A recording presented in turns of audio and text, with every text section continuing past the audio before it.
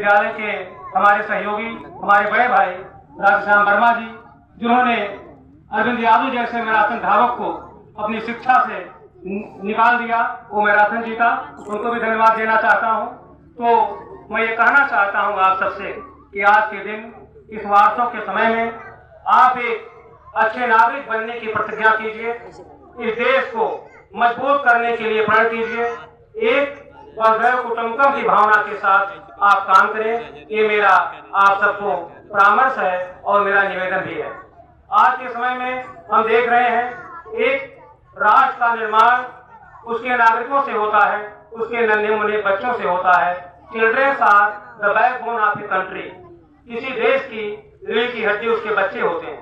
तो आज हम बच्चों का जैसा निर्माण करेंगे, हमारा देश वैसा बनेगा। अध्यापक एक कुम्हार की तरह से है, जैसा कुम्हार में बर्तन को ढालता है, बर्तन वैसा बन जाता है। वैसे अध्यापक अगर सच्चे मन से काम करेगा तो बच्चे अच्छे बनेंगे, अच्छे देश का विकास करेंगे, अच्छा निर्माण करेंगे।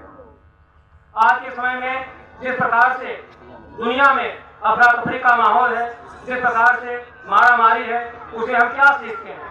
आप जब कभी टीवी देखिए तो बड़ा दुख होता है मुझे इस बात का कि आज के समय में हिंसा प्रभावी हो गई।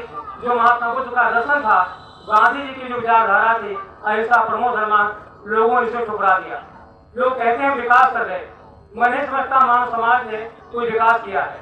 आज के समय में जात धर्म के नाम पर खास तौर से जात के नाम पर जिस तरह से निरीह बच्चों पर बमबारी हो रही है, जो लोग मारे जा रहे हैं, आप टीवी को देखें, चैनल को देखें, जिस तरीके से मारामारी का माहौल चल रहा है, इससे लगता है कि मानव जाति ही समाप्त हो जाए। कोई परमाणु बम ड्राप करने की धमकी देता है तो कोई दुनिया को मिटाने की बात करता है। ऐसे में हमें क्या करना चाहिए? ऐसे में हमें कम से कम ये तो सोचना ही चाहिए कि हम सब मनुष्य हैं, हम मनुष्य होके रहें। जो वेदों में लिखा हुआ है मनोभव, हम मनुष्य बने, हम मनुष्य के लिए मनुष्यता का काम करें, दानवता का काम मत करें। कभी छोटे मोटे हादसे पे बम मार दिया हमने किसी नागरिक बस्ती बम मार दिया, इससे क्या मिला? जो निर्दोष नागरिक हो गया उसका क्या कसूर था भाई? इसे लड़ाई वो बेचारा अनावश्यक मारा गया।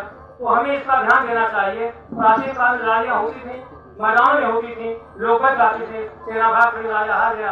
आज के टाइम में नगरों में, शहरों में आबादी पे बम पड़ रहे हैं, आए दिन कई हजार लोग मर रहे हैं। इसका हमें विचार करना होगा। हमने महात्मा बुद्ध के बताया गया दर्शन को त्याग दिया, जिसमें पंचशील कहा गया है। हमें पंचशील के सिद्धांतों का पालन करना चाहिए। आपको सोचना होगा, आपने पढ़ा होगा, अंगुलीमाल जैसा डकैत जो लोगों के गलों की काट के माला पहनता था। जब राजा प्रसेनजीत ने कहा कि अंगुलीमाल ने बड़ा अत्याचार किया है, सेना नहीं जीत पा रही है, तो बुद्ध के पास गए। उन्होंने निवेदन किया महात्मा बुद्ध से कि महाराज अंगुलीमाल जी को रोक दीजिए। कोई आपकी बात मान सकता है और वो नहीं मार कर रहा है। तो गौतम बुद्ध अंगुलीमाल के पास जंगल में गए और जब अंगुलीमाल ने देखा उसने कहा कौन है, ठहर जा। तो महात्मा बुद्ध ने कहा अब तू ठहर जा अंगुलीमाल। अंगुलीमाल ने बड़ा मार कर दिया, अब तू रुक जा। खेल शिक्षक को उसके गाँव में आवाज पड़ी, उसने सुना मुझे पता ही नहीं की वाणी है, खेल उनके शिक्षक कर्म बनवा के में है ना। साथ और धर्म और धर्म को अपना लिया। मैराथन विजेता अरविंद यादव तो के मैं कहना प्रारंभिक चाहता गोल। हूँ आप सबसे कि जितना हिंसा का माहौल है, हमें हिंसा को मिटाना होगा। अहिंसा के रास्ते पर ही चल करके हम मानव समाज का भला कर सकते हैं। हिंसा से हिंसा नहीं जीता जा सकता। मेरा कहने का मतलब कायरता नहीं है कि आप कायर बन जाएं। मेरा कहने का भाव है कि आपके मन में वसुधैव कुटुंबकम की भावना हो, आप सब प्राणी समान समझें, सब में जान है, सबकी रक्षा करें, किसी को मारना पाप है। इस तरीके की भावना रख के काम करना चाहिए, क्योंकि कहा गया है विद्या विनय संपन्ने ब्राह्मणे गविहस्त्री स्वच्छपाकेता पंडिता संरचना। विद्या विनय संपन्न ब्राह्मण गाय हाथी सुअर की आत्माओं को जो समान दृष्टि देखता है वही पंडित है। तो आज के समय में मैं आपको ये कहना चाहता हूँ कि विश्व में शांति लाना है, भारत को एक अच्छा राष्ट्र बनाना है, तो आपको अपने नैतिकता से भावना को विकसित करना होगा।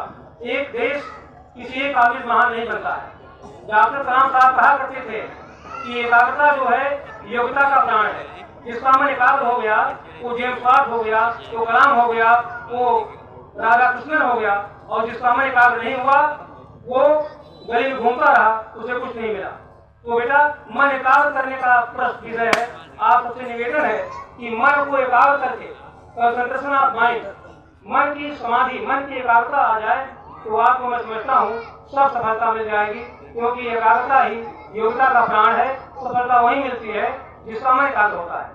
जिसका मन एकाग्र नहीं हुआ वो असफल हो गया। तो आप सब विद्यालय पढ़ने आते हो, अच्छी शिक्षा प्राप्त करना चाहते हो, तो आपको घर पर भी बैठ करके अपने गार्जियन पढ़े लिखे हो तो उनसे परामर्श लेकर के आपको अपने मन को केंद्रित करके पढ़ना चाहिए। खेलिए भी, खेलना भी आवश्यक है। मैं नहीं कहता हूँ कि खेलना भी जरूरी है, मगर पढ़ाई का ध्यान करना बहुत आवश्यक है। इसलिए अगर सफलता प्राप्त करना है तो पढ़ाई लिखाई पे आपको ध्यान देना होगा। और दूसरी बात है कि हमको आगे बढ़ने के लिए, जैसे कोई साइकिल हो, एक जंजीर, एक चेन एक है लगा हुआ साइकिल में, साइकिल न्यू है, अगर चेन टूट गया उसका तो साइकिल खड़ी हो जाएगी, चलेगी नहीं। उसी प्रकार से हम आप इस देश की एक कड़ी है, एक जंजीर है। अगर हम आप ये सोचें कि हम काम नहीं करेंगे, कोई आप इस दिल बैठा रहेगा, आलसी है, काम नहीं करना चाहता है, तो देश चलता रहेगा, ऐसा नहीं है। उस स्थान पर देश कमजोर हो जाता है। आप मान लो एक कमरा है, मोमबत्तियां जल रही हैं, अगर कोई मोमबत्ती बुझ गई तो वहाँ अंधेरा हो जाएगा, तो वहाँ अंधकार दिखाई पड़ेगा। इसलिए हम सबका दायित्व है कि हम सब इस देश के, समाज के, घर के, अपने स्वयं विकास के लिए स्वयं को आलसी न बनाएं, क्योंकि कहा गया है laziness is the grave of a living person. आलस जीवित आदमी की कब्र है। तो हमको अगर आगे बढ़ना है तो हमें आलस को भगाना होगा, हमें दिनचर्या ठीक करना होगा, आचार विचार, आहार विहार और नियम संयम का पालन करना होगा, तभी हम आगे बढ़ सकते हैं, मेहनत से आगे बढ़ सकते हैं। कहा गया है success is a top voice waiting there until plodding patient plucky voice have mounted up the hill. सफलता शिखर पर है, वही लोग पाते हैं जो मजबूती के साथ, दृढ़ इच्छा शक्ति के साथ आगे बढ़ने का प्रयास करते हैं, उन्हें सफलता मिलती है। बाकी जो ऐसे लोग, आलसी लोग हैं, वो पड़े रहते हैं, वो सफल नहीं होते। तो आज के समय में मैं मानता हूँ कि आज भारत का सिर दुनिया में ऊंचा है। आज हमारे देश की सीमाओं को कोई छू नहीं सकता। आज भारत का विकास और इसका हर तरह से अंतर्मुखी विकास हो रहा है। मैं सबको धन्यवाद देना चाहता हूँ कि आज के समय में हम सम्मान से जी रहे हैं। भारत की सत्ता समाप्त हो गई, राम मंदिर का निर्माण हो गया, और आगे क्या क्या होता रहेगा, इस तरह से हमारा जो उत्साह है बढ़ता रहा है। हम सब इसके लिए सरकार को, शासन को धन्यवाद देते हैं कि कम से कम जो हम समानता का भाव है ये तो आ गया। समानता होनी चाहिए, और समानता के बगैर हम विकास नहीं कर सकते हैं। तो मैं ज्यादा समय ले लेकर के ये कहना चाहूँगा, डॉक्टर साहब को धन्यवाद देना चाहूँगा कि आपने हमें बुलाया, आपने समय दिया यहाँ पर अपने वक्तव्य देने के लिए। इसके लिए आपको बहुत बहुत धन्यवाद। और छोटे बच्चों को धन्यवाद जो प्रोग्राम कर रहे हैं, जो प्रोग्राम के मैनेजिंग कमेटी में है, उनको धन्यवाद, क्योंकि छोटे बच्चों द्वारा इतना अच्छा प्रोग्राम किया जा रहा है। इससे मेरा मन प्रसन्न है, मैं बहुत खुश हूँ। ये बच्चे आगे चल करके बहुत आगे जाएंगे, अपने देश, समाज, घर का विकास करेंगे, इसका नाम रोशन करेंगे। इन्हीं शब्दों के साथ अपनी वाणी को विराम देता हूँ। जय हिंद, जय भारत।